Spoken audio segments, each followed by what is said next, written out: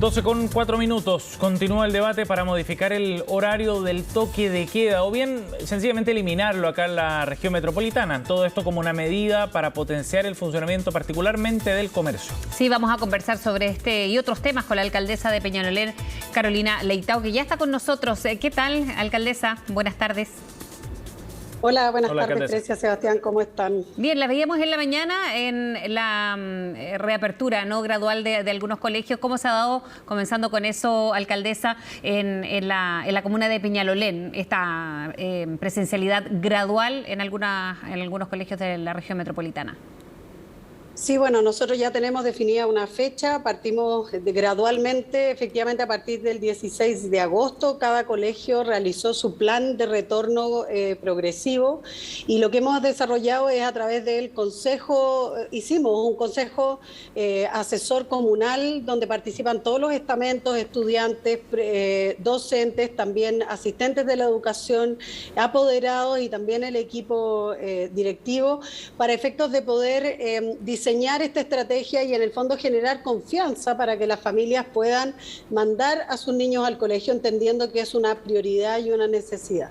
Y en eso trabajamos también en temas de salud mental, en todo lo que son los protocolos sanitarios, la co-construcción de protocolos y por supuesto el tema de la participación y justamente se hizo una consulta, hicimos la consulta que nos propuso la Defensoría de la Niñez con los niños y niñas y también trabajamos una consulta a los apoderados donde en su gran mayoría hoy día, o sea, subió bastante el porcentaje a más del 50% en algunos colegios, en otros un poquito menos y otros indecisos para volver a clases presenciales, así que por supuesto estamos preparados y lo que quisimos mostrarle hoy día al Consejo Asesor de Educación que preside el ministro justamente son las condiciones en las que están nuestros colegios para poder volver. Alcaldesa, y en ese sentido, ¿qué es lo que ha cambiado en las últimas semanas desde el punto de vista de cómo los colegios están en condiciones de recibir a los alumnos? Se lo pregunto porque ese fue un tema central y en un momento en que se discutía sobre la idea de volver a clase en el segundo semestre, clases presenciales, ¿se entiende? Hubo harta resistencia de algunos alcaldes, el colegio de profesores también. ¿Qué cambió en las últimas semanas? En el caso de Peñalolén, los colegios han estado siempre preparados para recibir a los alumnos desde el punto de vista sanitario. Pero también hay otras variables que inciden en los padres. Principalmente yo creo que lo que más ha cambiado es la cantidad de contagios que tenemos en la comuna y en el país. Eso obviamente hace inmediatamente que las personas confíen. Otra cosa que ha cambiado, la vacunación. No solo ya de los profesores, profesoras y grupos del colegio, digamos, funcionarios del colegio, sino que también ya hay algunos estudiantes que están vacunados, algunos, porque se ha retrasado un poquito el calendario, pero ya empezó la vacunación de estudiantes, por lo tanto, también eso ayuda, obviamente, que los padres estén vacunados, abuelas, abuelos en sus casas, o sea, esas variables son esenciales para que las familias puedan confiar también en que sus niños puedan volver a clase, independiente que también una de las cosas que vimos cuando volvimos anteriormente, nosotros volvimos en noviembre, por un lado en la vez anterior, y en marzo alcanzamos a estar unos poquitos días y lo que sí ha variado también es que las familias conozcan los protocolos que se están aplicando en los colegios para confiar en que el colegio es un espacio seguro. Claro, y además el desarrollo socioemocional nos imaginamos también es un punto relevante. Alcaldesa, pasando a otro tema y como la presentábamos era el toque de queda que desde la semana pasada ya está siendo tema para algunas autoridades regionales o comunales. ¿Cómo lo ven ustedes de Peñalolén respecto a la apertura del sector gastronómico, por ejemplo, que es uno de los sectores afectados y que requieren más horario para recibir a más público? Sí, yo creo que es un tema complejo, porque efectivamente el sector gastronómico es el lugar más complejo en temas de contagio porque se relajan las medidas, la mascarilla, ¿para qué decir una discoteca? O sea, porque en un restaurante, independiente que las mesas estén separadas, igual las personas que comen en una misma mesa están sin mascarilla, etcétera. Entonces, yo entiendo que el tema del horario, claro, el restringir los horarios se desarrollan menos actividades, pero también entiendo que es tema crítico el tema tema de, nosotros lo vemos acá en el tema local, con nuestros emprendedores, con los restaurantes, con todo lo que significa aquí. Así que yo creo que tenemos que hacer un esfuerzo. El primero es que ojalá que este cambio, digamos, en el toque de queda obviamente sea progresivo. Obviamente tiene que ver con la cantidad de vacunados y también con el nivel de contagios que hay en cada uno, digamos, de las regiones. En el caso de la región metropolitana es más complejo, porque es una región muy grande y que tiene realidades muy distintas. Pero yo creo que una de las cosas que no podemos dejar de pedir, o que en el fondo sea lo que haya que fiscalizar y lo que tiene más que ver, es el pase de movilidad. Yo creo que las personas tienen que estar vacunadas para poder salir, para poder ocupar los espacios públicos, o sea, que tengan preferencia y que en el fondo al final sea como la motivación también o el incentivo para que las personas puedan ocupar estos espacios. Todos queremos hacer actividades lúdicas, digamos, divertirnos, cambiar un poco también, la salud mental también así lo pide, pero claramente no podemos arriesgar. Eso en Europa pasó, lo vimos, cuando se abrieron los bares, cuando hubo un nivel de contagio alto y en el fondo hubo un retroceso. Y lo que nosotros queremos en el fondo es que eso no ocurra, y para eso hay que tomar las medidas. Yo creo que esto tiene que ser progresivo, y en el caso de la región metropolitana, bueno, o sea, hay que esperar a mayor cantidad de vacunados y por supuesto también a menor cantidad de contagios. Hay que hacerlo, yo creo que hay que tener un poquito más de paciencia porque no podemos retroceder. Y desde el punto de vista de la fiscalización, alcaldesa, ¿qué rol cumple en este proceso? Precisamente por el uso del pase de movilidad, si vamos a basar la estrategia en el uso del pase de movilidad como un requisito para poder ir accediendo a estas mayores libertades, ¿qué rol tiene ahí la fiscalización y cómo lo han visto por lo menos en la comuna de Peñalolén?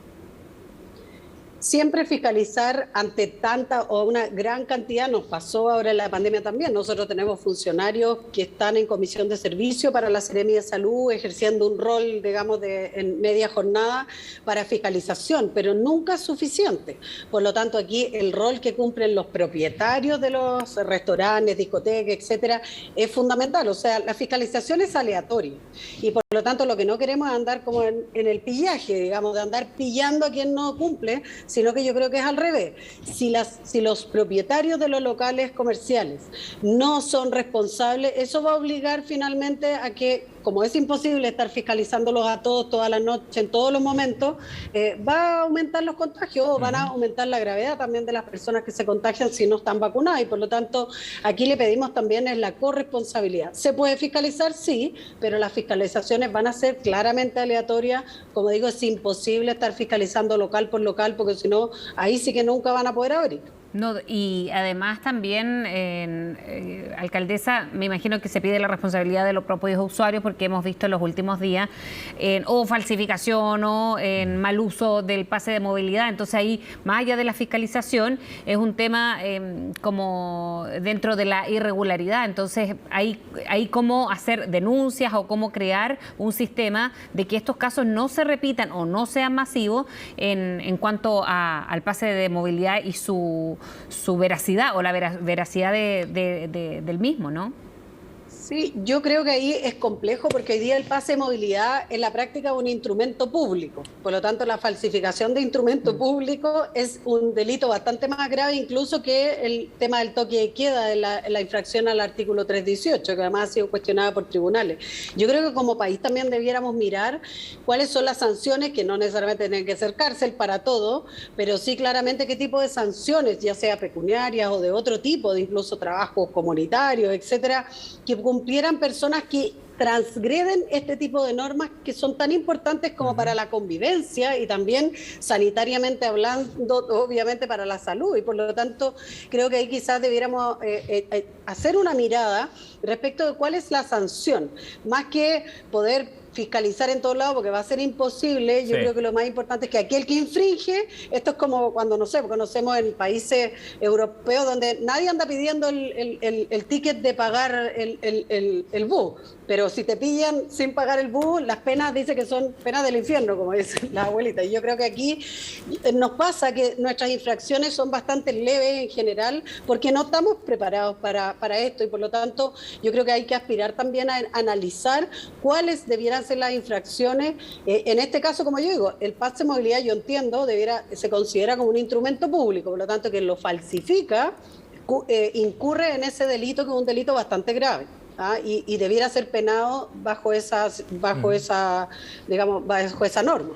Alcaldesa, ¿y qué es lo que va a pasar en Peñalolén respecto a las fiestas patrias? Hay que ir tomando una serie de decisiones ya. Varios alcaldes, autoridades en general se han inclinado por la idea de suspender celebraciones masivas. ¿Qué va a pasar en su comuna?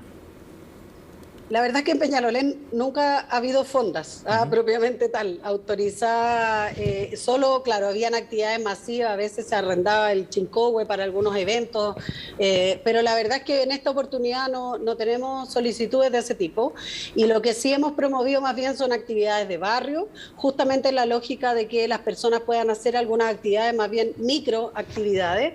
De hecho, hemos estado conversando con varias juntas de vecinos u otros que quieren hacer más bien, ojo, más que vincular en una fonda, son ferias de emprendedores, porque el tema laboral también ha sido un tema complejo, el tema de los ingresos, y por lo tanto se quieren hacer como actividades más bien comunitarias, y donde hemos estado trabajando con ellos los protocolos, cuáles los espacios, el espacio al aire libre, etcétera. Y por supuesto yo creo que lo que hoy día hay que hacer es fomentar todo lo que sea la actividad en los locales establecidos, más que hacer fondas nuevas, por decir, o actividades muy masivas, más bien promover que los que quieran consumir, ir a estar en familia, lo hagan en los locales establecidos hoy día, restaurantes, etcétera, que existen y que además requieren mucho apoyo de parte nuestra hoy día. Por lo tanto, más que la mayoría además de los fonderos, otros son comerciantes habituales de otro tipo de negocio. Por lo tanto, yo creo que lo que hay que hacer hoy día es fortalecer el comercio local y que ojalá las familias puedan ir a celebrar, estar, compartir en estos locales más acotados, y más que hacer una fonda, porque al final efectivamente en esos lugares que hay mucha gente es inevitable que va a haber mayor interacción y son más riesgos. Exacto. Bien, alcaldesa, muchísimas gracias por hablar con Seren esta mañana. Gracias a ustedes, que tengan buena tarde. Hasta luego, gracias, buen día.